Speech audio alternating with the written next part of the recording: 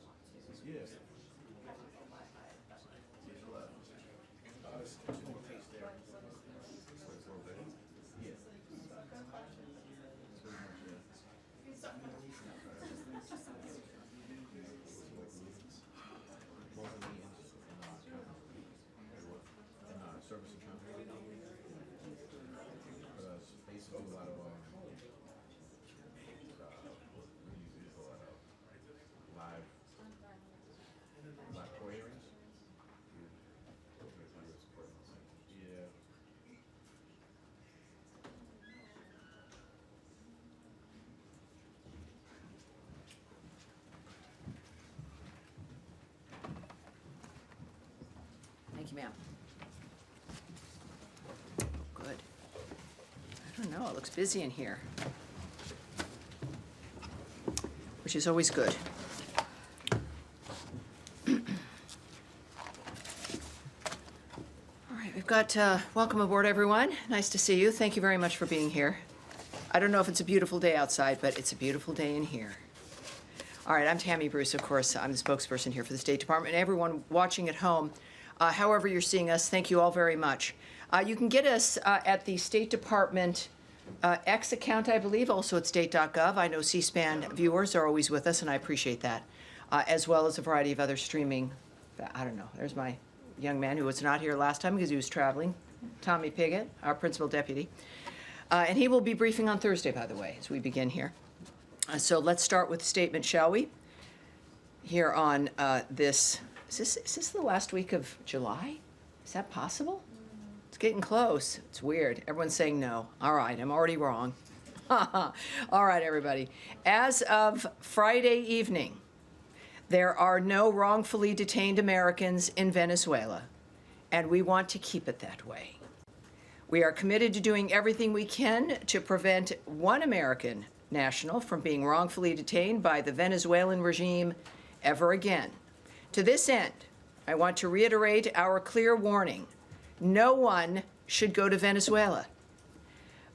We have the risk, certainly, of wrongful detention of Americans, of dual nationals, of lawful permanent residents. Whoever you are, don't go there. The risk is extremely high. Americans who travel to Venezuela or nearby border regions risk being wrongfully detained for months or even years, and release is never a guarantee.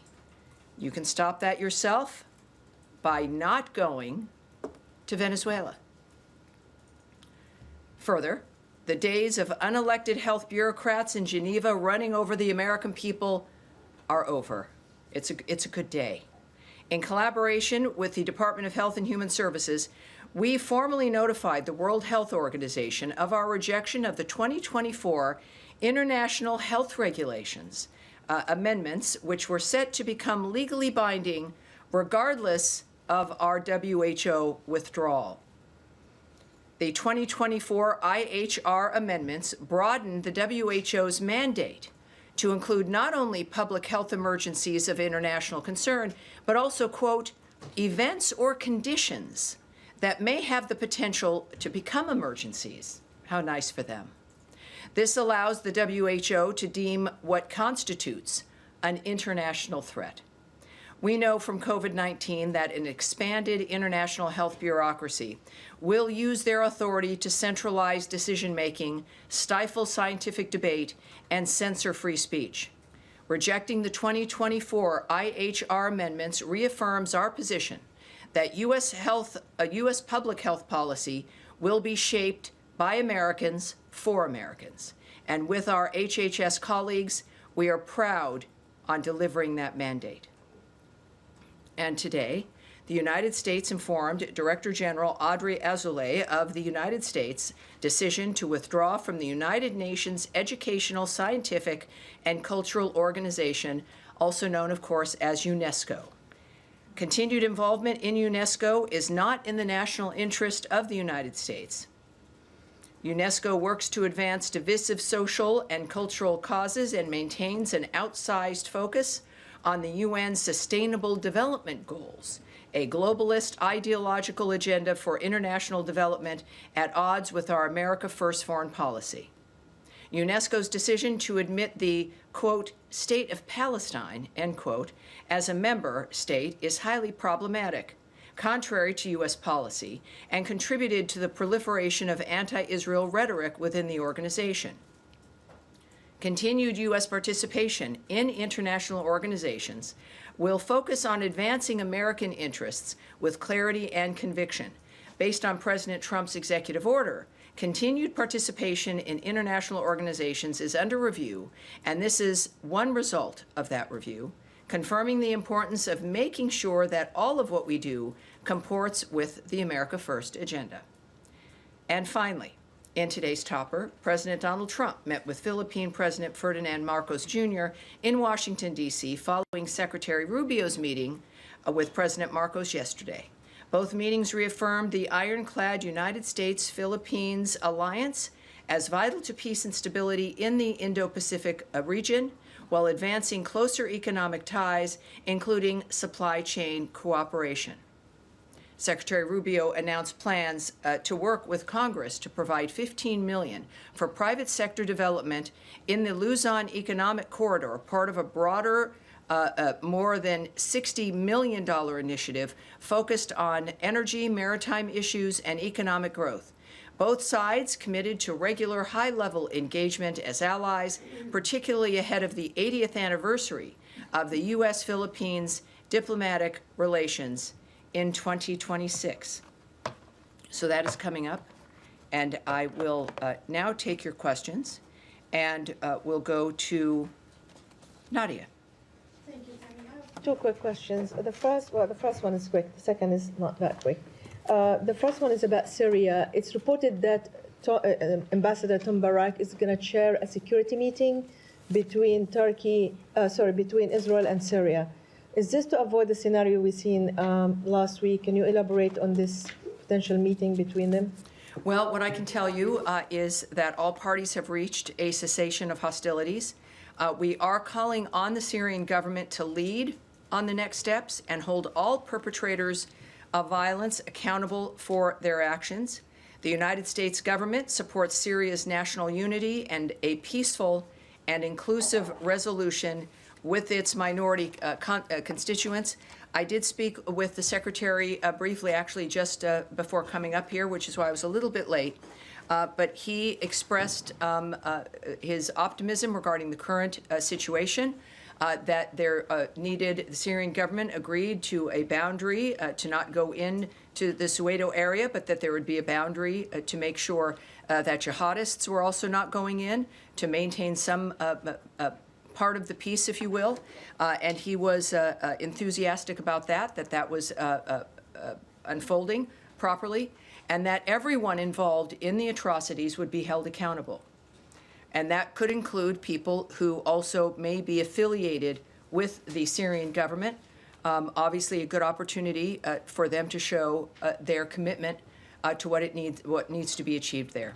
Yes, Caroline, your colleague said that President Trump, and I want to quote him just to be precise, she said that President Trump hated seeing pictures of starvation of women and children trying desperately to get to the aid. He wants to see it done in a peaceful manner. As you know, there's 1,000 people have been killed around the food distribution center. So how can the State Department or the administration fulfill the president's statement of what he said now to make sure that the food amount is increased more than the 80 million that you mentioned to us before, and to make sure that people are secure and not killed while they're trying to get the food? Right. That is clearly our North Star. It is the thing that is uppermost in mind for the president, to still get peace so that these issues are no longer issues. Also, in my conversation with the Secretary, he has noted that Special Envoy Witkoff is heading to the region now, to the Gaza area.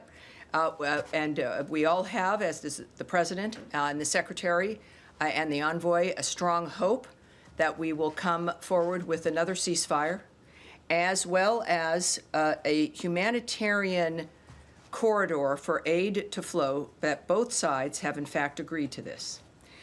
So we are looking forward to that arrangement and to a possible framework, again, regarding a ceasefire. Remember, we had one before, which Hamas broke. But what the Secretary indicated was, again, an aid corridor that needs to be set up, that both sides have agreed to, that the humanitarian situation, of course, has been a main focus of what our concern has been, obviously. And so I'm hoping, as I mentioned to some of you earlier in the day in our conversation, that each day has the potential to have this be better. We're working on it constantly. And so I would suggest that we might have some good news. But again, as we know, this can be constantly a changing dynamic. Right. Correct. He's going to the region. Well, let me just say, this is a very quick conversation. It was on the telephone. He said the area, he said Gaza, the area. Now, of course, it could be, we have many, many partners there, many allies. So keep that in mind when it comes to the specific location of the envoy. I do not have that, but it's in a dynamic to where we're looking to finalize this arrangement. Yes, Andrea Mitchell. Hi there. Thank you very much.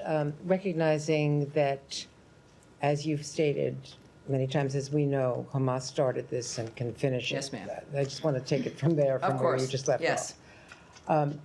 Is there recognition now that it is important to establish aid outside of that southern area in Rafah so that it is more accessible to people who don't have to travel these distances and deal with the IDF confrontations that inevitably have occurred?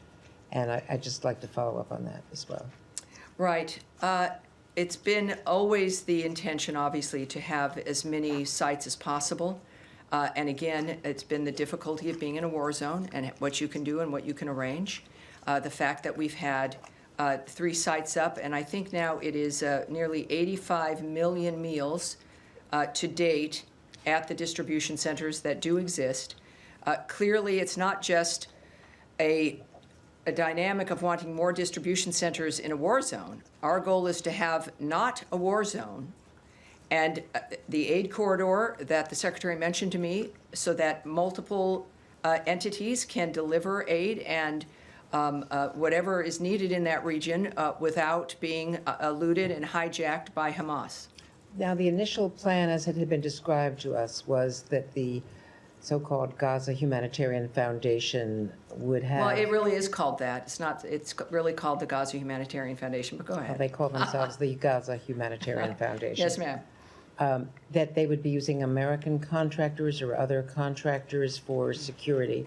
As it's turned out, it seems to be more IDF, and that's been possibly one of the causes of the problems that, as was just mentioned, it's been 1,000 deaths. Supposition there. So doctors have pointed out that people are coming in with, heavy wounds from heavy artillery.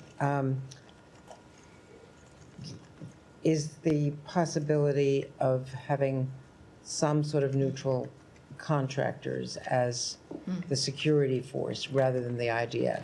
Well, that, of course, presupposes that IDF soldiers who are in a mode of defense of their country are deliberately shooting civilians and children. I didn't suggest that. Well, that is the implication that you need someone who's, not involved implies that it would be better. It is a dynamic where, and I think even a horrible situation over this weekend regarding a UN convoy in Zichem at a crossing, that more than 30 people were killed in that dynamic trying to access food, because that is the focus of every human being. This has got to end. Well, not every human being, but certainly Hamas is preferring the way things have been. This was at a crossing in northern Gaza, and there are certainly Hamas is injured by the inability to hijack this food and to hijack trucks.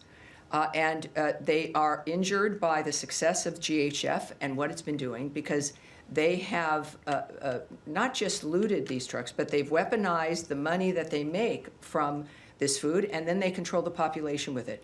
It is the success of GHF has removed, by getting meals in at that number is a tremendous success, but it's removed the power and the influence of Hamas financially and with using aid and food as a weapon itself to control people. So it is, I think that the UN knows this, everyone else has seen this, that it's not a dynamic, and I've got the GHF statement here as well for you, but I think no matter who has been trying to deliver food, they've known historically and recently that there's going to be, and as long as Hamas still has its weapons and is still a player in that region, there's still going to be problems. The GHF statement regarding this last massacre, if you will, we're deeply saddened by reports that more than 30 people were killed while trying to access food from a UN convoy at the Zichem crossing in northern Gaza as humanitarian efforts face escalating violence.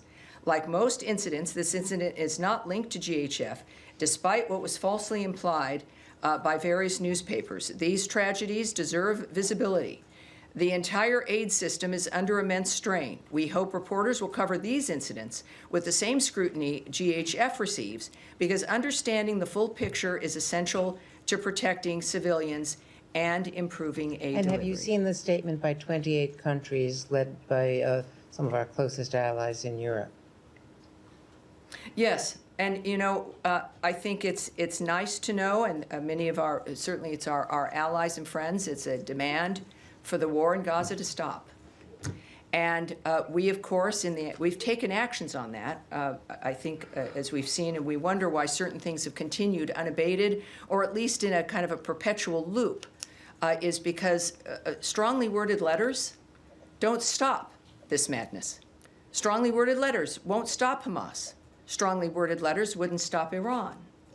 Strongly worded letters are fine, and it's good to know where people stand. I appreciate that very much. The United States, through the leadership of President Trump, and the guidance and the hand also of Secretary Rubio, and of our remarkable envoys, put their lives at risk, take action, make decisions, confront important questions, sometimes when it works, when it doesn't work, but it's more, and sometimes strongly worded tweets and letters in the midst of the actions that we are taking. So we appreciate their sentiment, but I think that the fact of the matter is that we have a history here of recognizing that we have work to implement what they issue as their desire for the war to stop, and we've been taking action on that. So we know that the conflicts which we are trying to end do not end because of letters or even conferences, but because of intense diplomatic efforts. We are leading that effort alongside Egypt and Qatar. And as I mentioned earlier, we are hoping for some rapid responses coming up soon. Yes, sir. Thank you, Tammy. On that note, I guess if you could talk a little bit about how that progress is progressing towards a resolution. But on a more broader note, Judd, is it the department's assessment that the current, I guess, policy towards the conflict is working in drawing it to a close? Because when you see 79 people killed waiting for aid, which is one of the highest numbers we've seen over the course of the 2 years, It's absolutely horrible. It feels like things are going in the wrong direction. Well, what it shows us here is that the enemy, the barbarian framework that started this on October 7th, with the mass murder of Jews, the biggest mass murder of Jews since the Holocaust, they are going to be upset and strike back when there appears to be the end to the kind of conflict, this never-ending generational conflict that some of the worst people in the world, state sponsor of terrorism, Iran, and their death squads, have relied on fear, have relied on indecision, have relied on people not wanting to face hard decisions. So, of course, they're going to act and cause more terror and more death in the hopes that people will retreat. That's not going to happen. And it means pushing through, making sure you stay on the line, making sure you have the goal in mind, what you're trying to achieve, if it's achievable, the willingness, yes, to use diplomacy, and as President Trump has indicated, other mechanisms in which to get the job done. So I would argue that Hamas, being desperate and doing more horrible things, that's not new for them, right? That's their hallmark, is something that horribly, it's not a surprise, but that the work to end this from going again and again and again and having the same conversation in 100 years is obscenely unacceptable. So we see the results. It has been, when you say if there's been progress, the parties have been at the table. There have been agreements, one of which, of course, is broken. There can be another one. We are determined for that. Certainly, their sponsor is on their heels, for lack of a better phrase, because they also found out that President Trump is a realist and is serious.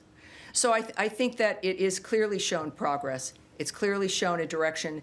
And the accomplishment of one of the red lines from President Trump, which is that Iran will never have a nuclear weapon.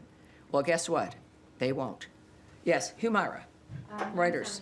Yes. Just to go back to your conversation with Secretary, I understand that's what he said, Gaza area, but can we at least say Steve Witkoff is going to the Middle East right now? as we speak? Gaza area is a little Yes, bit of a yes. Middle East.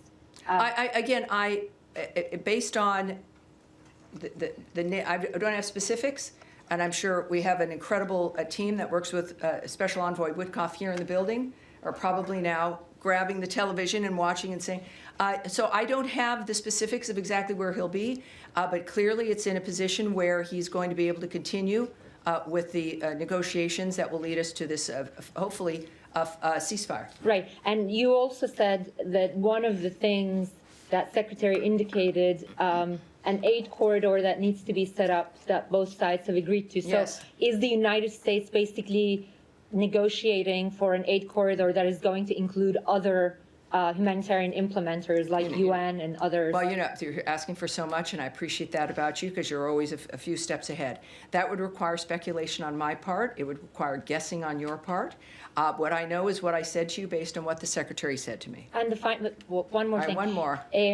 In your answer to Nadia, are you actually confirming that this meeting is happening with U.S. Envoy Tom Barak and officials from Israel and Syria? And can you tell us where it's happening?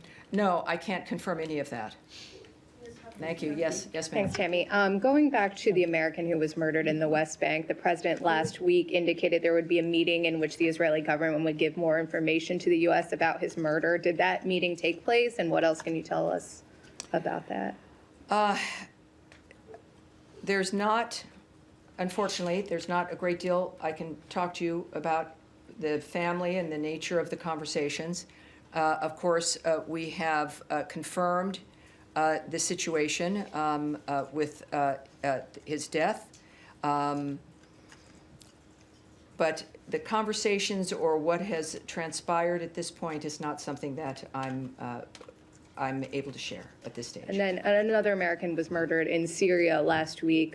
His family says that he was murdered by officials with the interim Syrian government. Is the U.S. planning to hold them accountable for this death? Well, again, you're saying something here that everyone hears. That is not something that I would confirm or would know or would say as a matter of fact, because a reporter says it here in the room.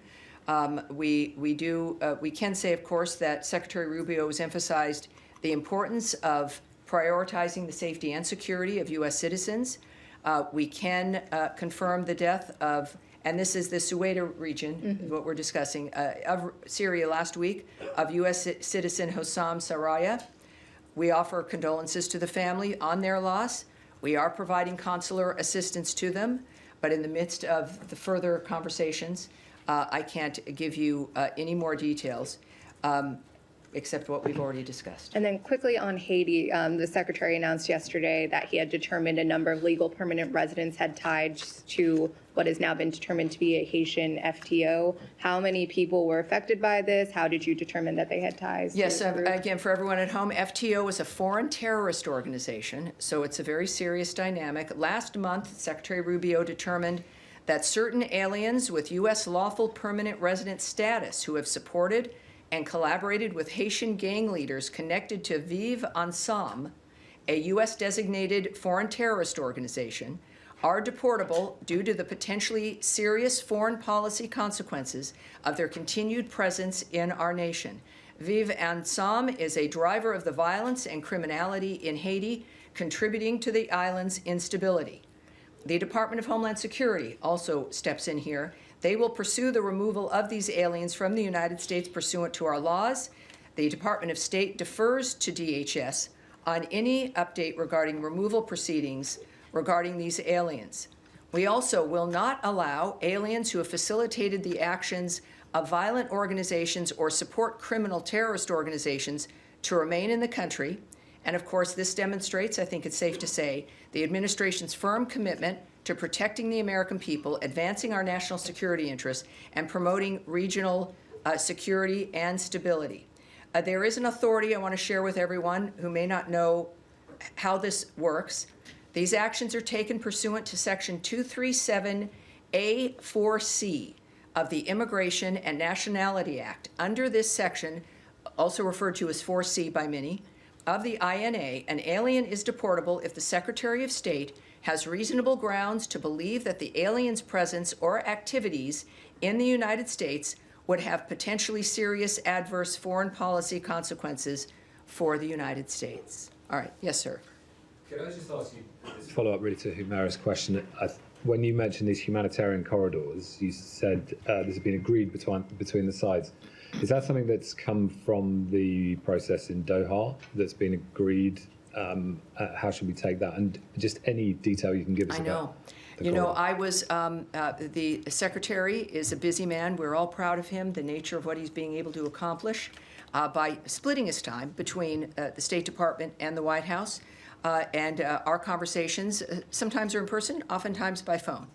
So when I've got him in a moment, I'll just jotting down what he's saying. What I can't tell you, and whether I knew or not, is how this came about, where it was decided, or who the parties were. Is your understanding that these corridors will be in addition to what's happening now? Because we know, for example, the UN says there's 6,000 trucks on the Egyptian side at Rafah. Are we talking about all of that material that hasn't been able to access? I wish I had a specific for you. I know that his comments really ranged into the fact that the humanitarian framework has got to ramp up and has got to get better, and obviously we've known that. It requires the ceasefire. And also then a method within which these convoys can move. He did not give me a specific, but he did use the phrase set up, that they need to be set up. Now that could mean a variety of different things, as we know. Some of you think about a physicality. Others, it could involve arrangements at certain spots. I don't know, and we shouldn't speculate at this point. And just, is there any sort of internal scrutiny within the administration about the results of the Gaza Humanitarian Foundation as an entire project, which, as you've set out, is intended to displace the United Nations process? Jeff, I never said that this was to displace a process. I can't speak to. But you've been saying that under the previous system. Well, yes, Hamas it's true. I mean, we know that, that under the previous dynamics, that Hamas was able to loot trucks and to steal material and to sell it and to use it and to weaponize it. But the decisions made, since now GHF has been able to get food in and to distribute it, yes, there have been some difficult circumstances, to say the least, because it's a war zone with a terrorist group. We recognize that. It's imperfect, and it's difficult. But they've done it in a way that made it possible. I don't know what has made the others so vulnerable to theft and hijacking and everything else that has really only landed the food with Hamas. And we saw that with this weekend, and then a few weeks ago, another dynamic where trucks themselves, the entire truck was, multiple trucks were hijacked. So I don't know the entire UN plan or their decision-making process. What I do know is that GHF did it differently, and the different approach has worked. But the result of this system is starvation, and everyone can see it. I mean, this is beyond any doubt now. And a bag of flour is costing $70. So the value of those commodities actually to Hamas or other groups that want to steal them has gone up under this system. Well, look, we know, without needing to refer you to the Treasury Department, that supply and demand is an issue wherever you are. And of course, we're talking about this as though it's like a city in distress. It is an obscene result of obscene mass murder and madness. It is not a normal environment. It's not a human environment. It is placing, as I've said from the beginning, the first victims of this situation have been the people of Gaza. And it is time, and President Trump has pointedly made this declaration about his intentions, is that this is going to stop, and it requires new ideas. It doesn't, the old ideas maybe were well-meaning, and they kept doing it. It was always the same result. Maybe it's well-meaning. I can't speak to that.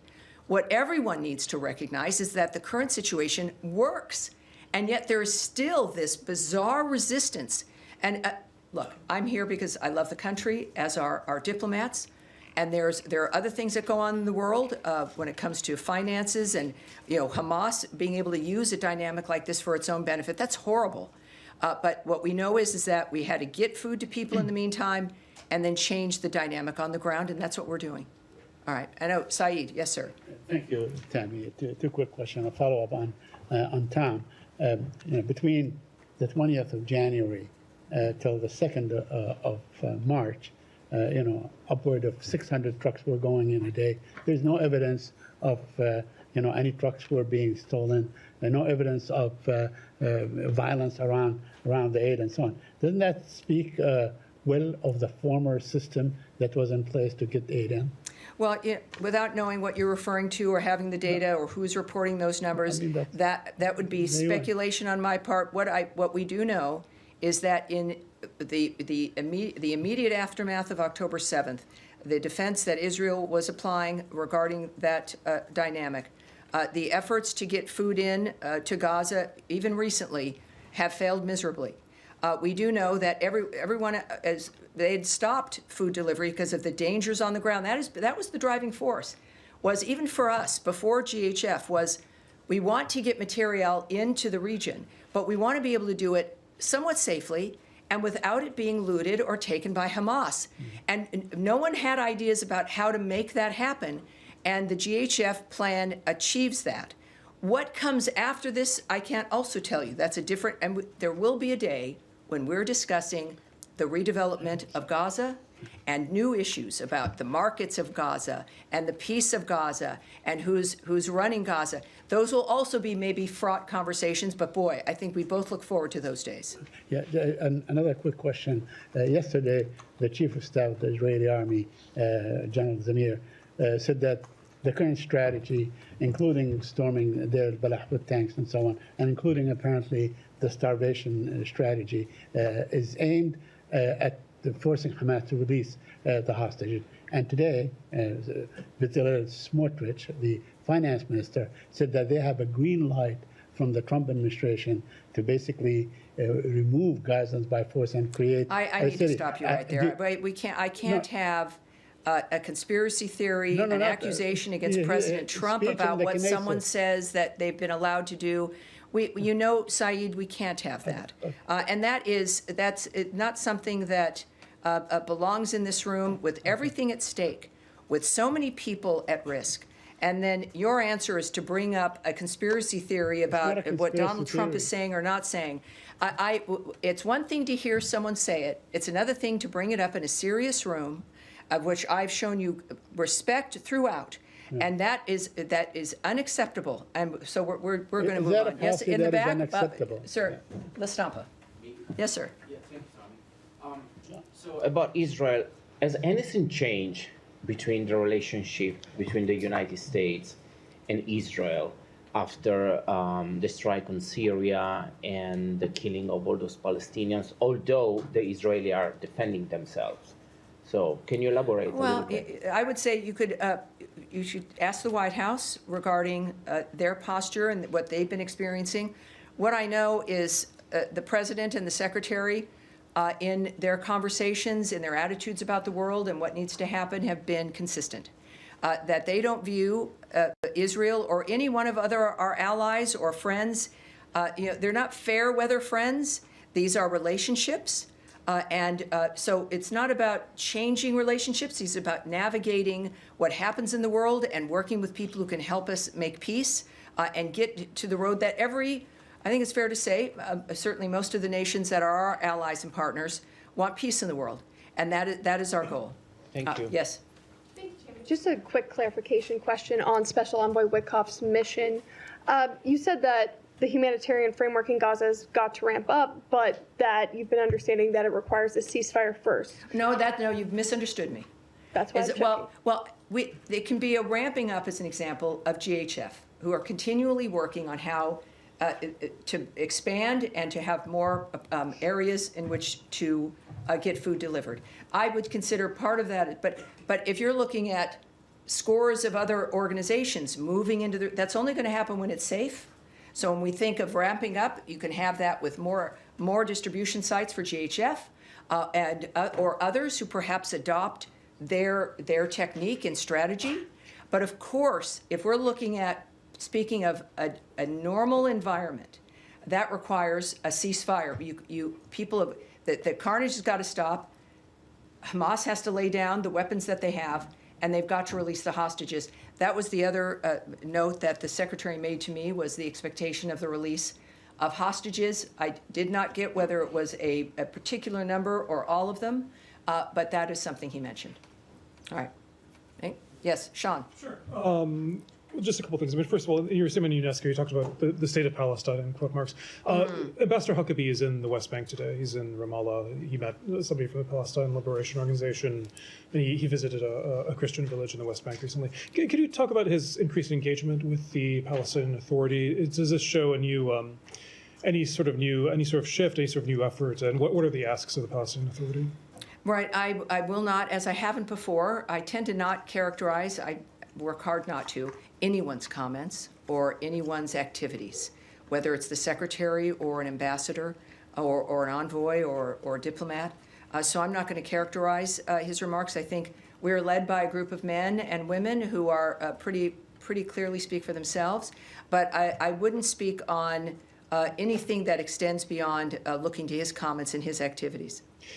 Could also just follow up on the situation in Gaza. I feel obliged to mention, AFP. We've had reporters there who say that their situation is so severe now that they're actually they can no longer work because of the hunger, and the company has been trying to find ways to either provide them with what they need to survive, and it's just not possible right now.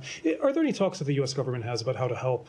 Obviously, journalists aren't. It's a broader problem than just the journalists, but to help people who are there. It's not just AFP; it's other outlets. Either help people get out, help people get supplies that they need, and more broadly, whether to facilitate greater access for foreign journalists. So you're speaking about Syria? Excuse me, with Gaza. Oh, Gaza. the Gaza Strip. This is a widespread problem. Yes, look, it's Americans, maybe sometimes we take it for granted when people get reports from an area, and we're interested in what the report is. And we see it up with really every outlet in dangerous situations when there's bombing and when there's drones. And it's good to remind people that it's a job that people have committed to, knowing where they're going to be going, and they're suited for that. And that is starting, of course, it's every journalist's desire to bring up information and to share things that people need to know. I know that our warnings have been very consistent regarding Americans and people in general not going to Gaza.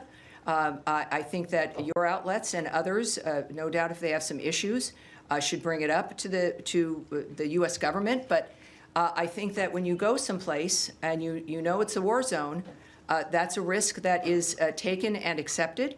But I know we have, whether it's the embassies with wherever you are in the world, that there are ways to contact the American government if you want to be helped to get out of an arena or whatever it is you're facing. But obviously, there's people there who didn't choose to be there necessarily, who are residents in all these war-torn areas.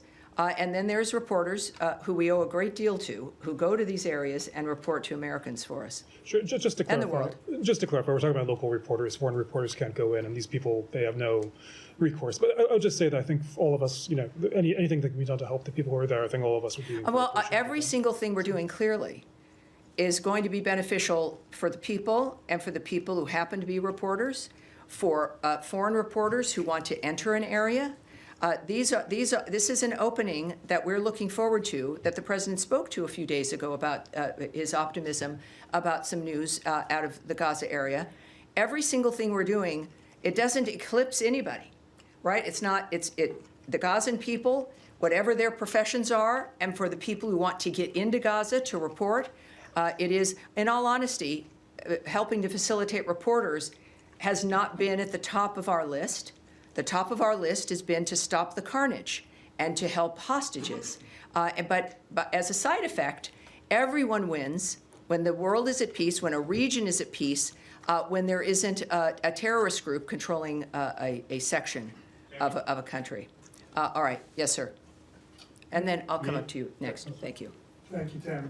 Two topics for you. Number one, Justice Department officials held a discussion on Thursday with the parents of Malky Roth, the American citizen who was murdered with two others in the Sbarro bombing in Jerusalem back in 2001. The discussion centered around the possible extradition of Jordanian national Ahmed Tamimi. The Jordanians get $1.5 billion a year in foreign aid. Democratic and Republican administrations have skated by on this extradition issue for a decade and a half now at least. What's preventing Secretary Rubio from pushing the Jordanians to finally go through with this extradition? Well, I would reject the premise of your question that nothing stops Secretary Rubio. But secondly, you've said a lot of things that I don't know where you've received that or what the context is or if it's completely accurate. So I want to get you an answer. We're going to take that away to see what we can get for you. All right. Second, can I get a second topic? One Jimmy? more.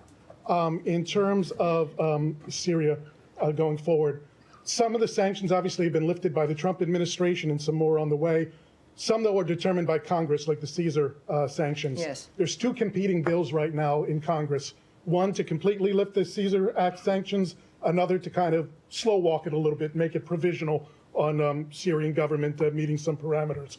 Is there a particular preference that the Secretary has here for implementing the lifting of the Caesar Act sanctions? I have nothing to preview for you regarding a choice that the Secretary might make. He's, of course, involved in every dynamic. The sanctions have been lifted because we want Syria and its government to have a chance to become stable. It has been very clear what the requirements are. We know we have to work for it to become stable because it's unstable. And so that's our focus, is a very intense dynamic to see if Syria can become part of the regular crowd of nations.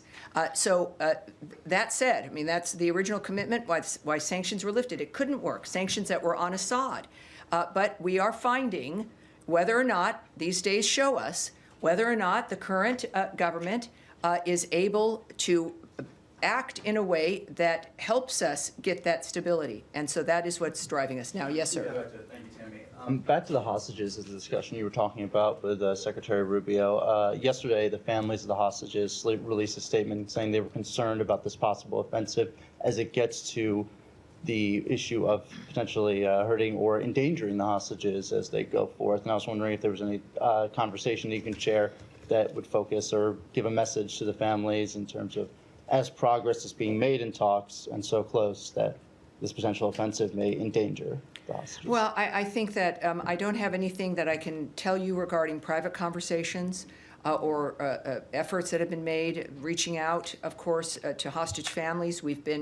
That has been a highlight of part of the obscenity of this entire event, is that they continue to hold live people and dead bodies. It is an excruciating, barbaric environment.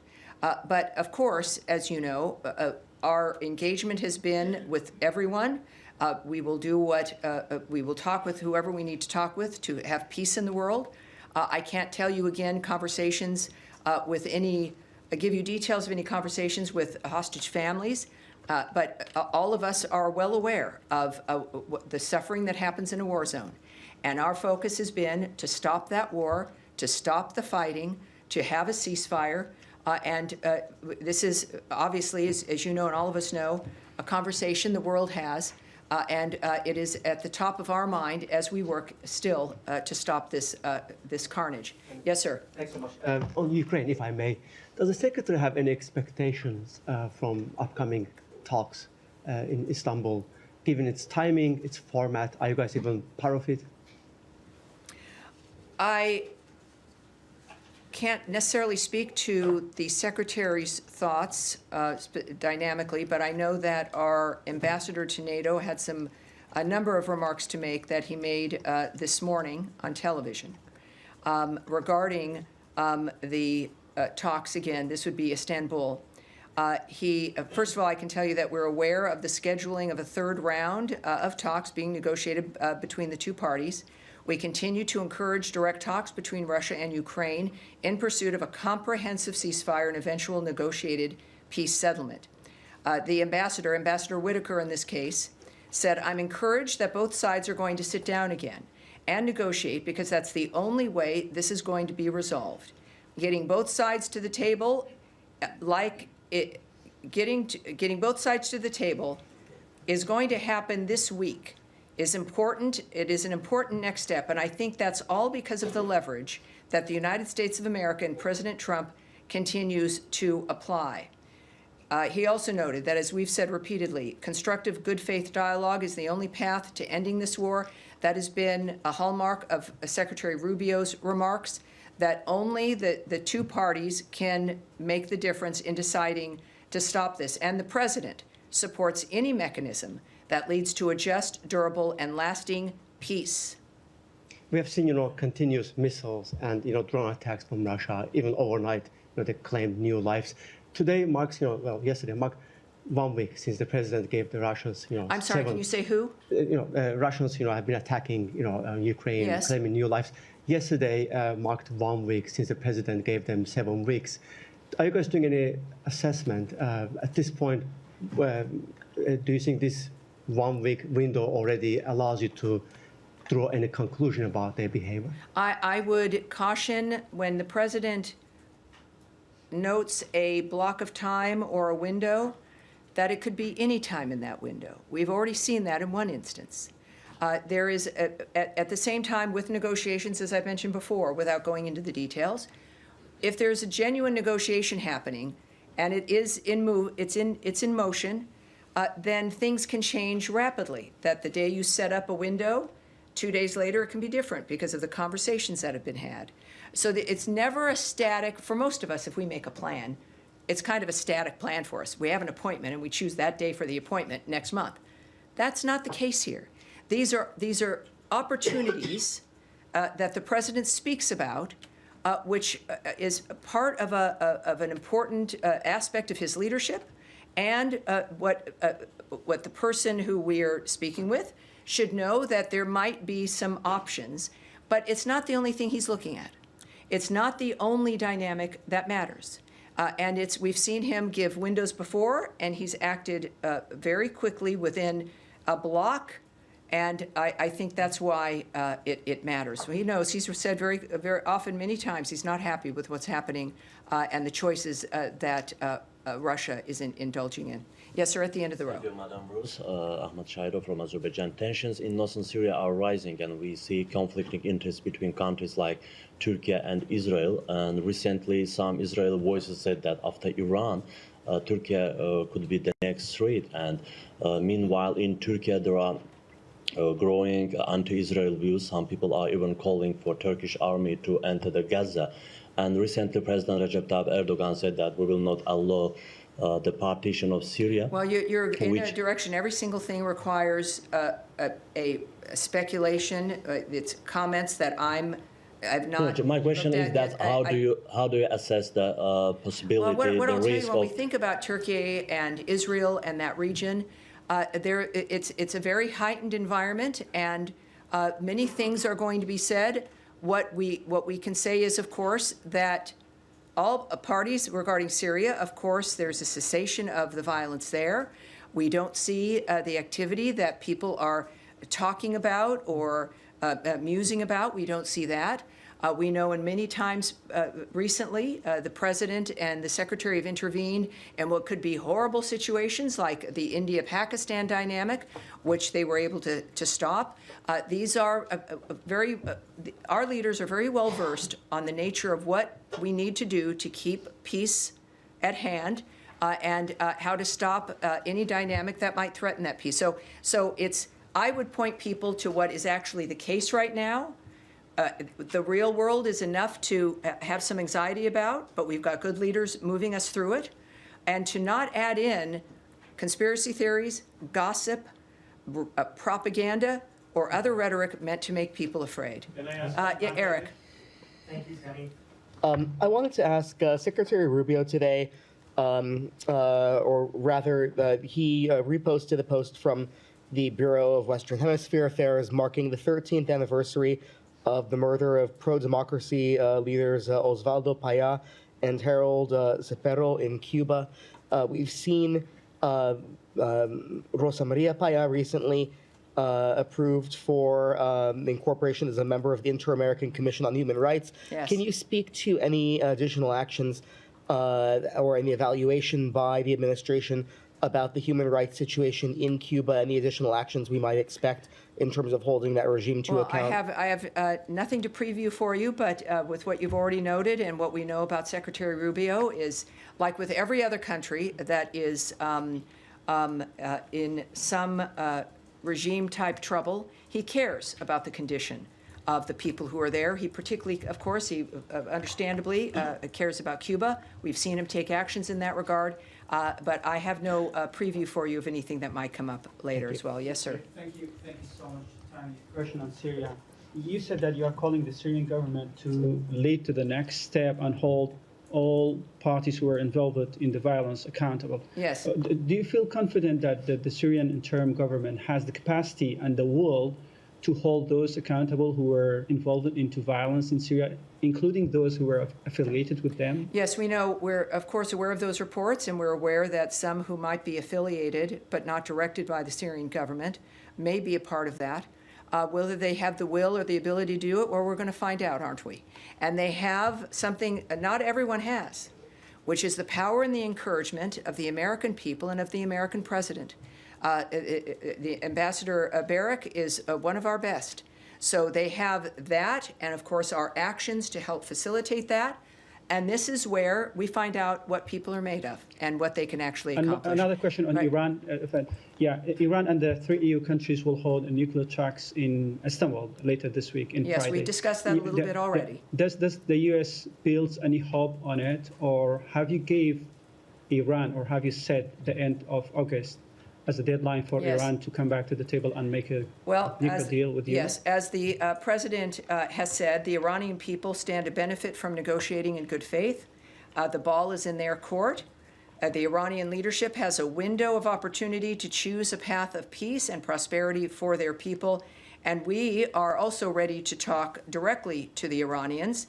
However, we are also closely coordinated with our E3 partners, and we would refer you to our European partners for more information about what happens in that meeting.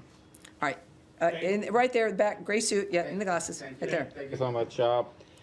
First of all, thanks. Your press team shared the detailed response of my question regarding violation of Indus Waters Treaty by India. Excellent, good. Your statement says that Pakistan and India, U.S. will encourage direct communication between Pakistan and India to resolve this issue.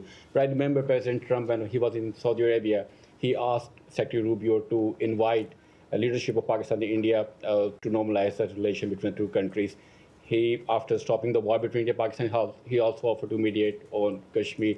So I was just curious, what are your thoughts that, okay, direct communication on Indus Waters Treaty, but what about Kashmir and the relations? And there are not many questions here make me smile. And we have a lot of good news, and it's I know we talk about the bad news because things need to be fixed, and then you have a focus on it, and then we know how to move forward. And also the fact that, yes, when I say we're going to take a question back and we need more information, you're the proof that, in fact, we do get back to you. And we have Pakistan, who's going to be here for a bilat, and I'll be participating in that, so I'm looking forward to that as well. One more question. President Trump, on many occasions, he said that he will knock out ISIS, Daesh from all over the world. We have seen some success in Syria and Iraq, but this group is again organizing in Afghanistan, ISIS, Al-Qaeda, yes. TTP, BLA, and many others. So when we are expecting any targeted strikes against these terrorist networks in Well, Afghanistan? we know, of course, from his first term that he obliterated ISIS. And then we had a 4-year gap where they had opportunities to regenerate themselves. While I won't get ahead of the president, but we can all look at his previous performance and his commitment. And very often, of course, that can give us a bit of an idea of how he's going to be moving forward. All right, yes, in the back in the white shirt, sir. Thank you so much. I would like to ask about... Can you say your name and your outlet, please? My name is Jordana from Khabar Agency. All right. So according to information from Russian Borders Customs Service, the main trading partners... Keep going. Keep going. Main trading partners of Russia are China, India, Turkey, and Kazakhstan. Do you have any message to those trading partners of the Russia, according to the secondary sanction tariffs? If we have a message to anyone who's trading with Russia, that will come from the president and through actions that we take as a government. And we will use information that we have that we've confirmed here, as opposed to maybe a report from a Russian border agent. But I appreciate that, and we've been very clear about our concern that there are multiple countries who are party to what's happening between Russia and Ukraine, and those who, like with China, where there's like 80% of dual-use material is from China for Russia. So We understand this. It's an open globe when it comes to trade, but the President and the Secretary have many tools in their tool chest when it comes to how to address that issue of supplying regimes that are causing trouble or are certainly affecting our national security. And we do that regularly. And of course, that is always open. And so no one should be comfortable when it comes to the choices that they make. They should be careful when it comes to who they trade with and who they supply. In the pink jacket in the back. Yes, ma'am. On UNESCO membership, we have observed what appears to be a broader trend of disengagement from international organizations recently. And specifically, for example, no U.S. representative has been appointed to the Organization for Security and Cooperation in Europe, OSCE, an institution rooted in Helsinki Accords. Another position vacant is the International Atomic Energy Agency, a seat in Vienna. Can you clarify whether these absences reflect a temporary delay in appointments? When we look at the website, we are seeing many absences. Or is the U.S. signaling a longer-term strategic withdrawal from these institutions, particularly the IAEA and OSCE? All right. Also, your name and what is your outlet? Sarah, Halk TV, Turkish. Excellent. Well, welcome aboard. As I mentioned earlier, we've been doing a lot of reviews, as you know, one of which has just resolved, which is USAID, and also, of course, the reorganization here at the department. Another executive order that the president issued upon first taking office in the second term was to have a review of the international organizations that we're involved in, to make sure, just like with foreign aid, are these organizations aligned with the values of the America First framework? Is it in our best interest to be a part of these organizations? And so we are doing a review right now of our international organization participation. And our withdrawal from UNESCO is a reflection of the result of one of those reviews. And I don't know what each entity will experience. I'm not part of this framework. And I would want to check on really the staffing of the others that you noted. But I would say that it is any more than when we were doing the foreign aid review. To not take that, especially with a reduction in either participation or in spending when it comes to aid, don't take that as an indication of our withdrawal from the world or our participation. It's about a smarter, more strategic involvement that can be faster and more nimble, more effective around the world. We've mistaken, because of the size of government, this idea that how big you are, how many people are working, how many organizations you're going to is a reflection of success or effectiveness of results, when that is not the case. And this is what, as we do at home, is we look at how are we spending our money? Where are we spending our time? Is this something that is valuable for, and in our case, President Trump's vision of America First, but also for the best country in the world, a government that is still, as we are into our 250th birthday, that we want to be that country that people love and want to come to, that can make the difference in the world, that can actually not just help end wars by joining them, but can stop them from starting. That's the NATO vision. The NATO vision wasn't get prepared to have to fight back. It was to be a deterrent. So the vision is not withdrawal or turning inward. It's the opposite. How can we do more faster with more results and more dynamics? And that is where we're going to end today. And we will. I'm sorry. That's where we're going to end. I can tell you that for this Thursday, you're going to see Tammy in your briefing. So we will have that wonderful experience coming up on Thursday. Thank you, everyone. Have a great day. I appreciate it.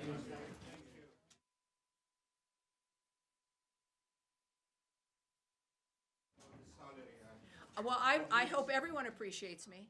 I don't know. I'm sure some don't.